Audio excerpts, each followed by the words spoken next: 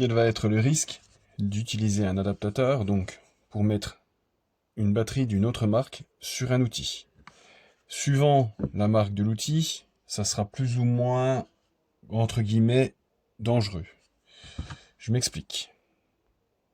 Après avoir bien analysé cette marque, je me suis rendu compte que chez Parkside, la coupure de basse tension et même de surtension se fait via la carte intégrée dans la machine.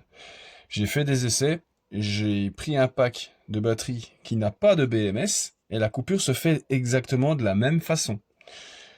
La carte contrôle la tension de la batterie. Si elle voit qu'elle chute en dessous de 15 volts pendant plus de 3 secondes, ça fait couper l'outil. Donc là, c'est une sécurité qui est liée à l'outil et non à la batterie.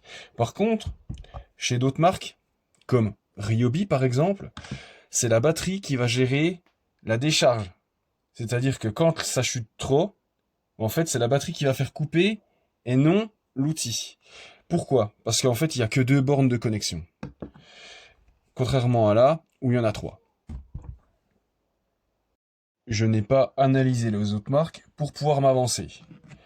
Mais sachant que Makita, il y a une 3e borne, DeWalt, il y en a aussi, c'est pas impossible que ça fonctionne de la même façon. On va dire que si vous avez un outil qui a 2 bornes, c'est celle-là où il faudra être le plus vigilant. Celle où il y a plusieurs bornes sur l'outil, hein, plus de 2, ça veut dire qu'il y a une meilleure gestion de la carte électronique de la machine via la batterie. Les outils qui ont que 2 bornes, ça veut dire que c'est la batterie qui fait tout, qui va tout gérer le taf de température, de surtension, de sous-tension.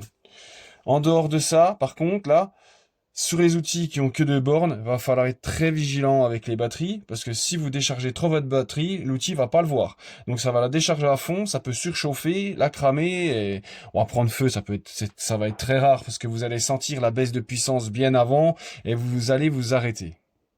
Jusqu'à présent, j'ai eu très peu de retours négatifs sur les adaptateurs, peu importe tels qu'ils sont. Seul risque qu'il y a eu, c'est les risques de casse, hein, les pattes qui pètent, tout ça. Bon là, ceux d'AliExpress, c'est de l'ABS moulé, donc il y a quand même moins de risque de casse. Par contre, c'est à l'intérieur, où la petite piste électronique n'est pas très solide. Elle supporte pas les surintensités. Et tout ce qui est outils de chez Action, parce que les outils de chez Action, c'est pareil, hein, c'est la batterie qui fait tout le taf. Donc quand vous mettez un adaptateur sur un outil de chez Action, faites bien attention à pas trop décharger votre batterie. Énormément de personnes pensent que même Parkside, c'est la batterie qui fait tout le taf. Ben non, c'est pas le cas. Suivant la technologie intégrée au BMS des batteries, c'est plus ou moins pointu. Chez Parkside, c'est vraiment olé olé, on va dire. Pas DeWalt, chez Ryobi, les BMS sont vachement plus étudiés pour tout faire le taf. Et même les batteries de chez Action. Ouais, on croirait pas, mine de rien, hein. C'est les batteries de chez Action, c'est la batterie qui fait tout le taf. Tout le BMS de la batterie qui fait le taf, parce qu'il n'y a aucun électronique dans les outils, donc c'est obligatoire que ce soit la batterie qui fasse. Mais à partir du moment où il y a un peu d'électronique dans les outils, bah en fait, grossièrement, c'est 50-50.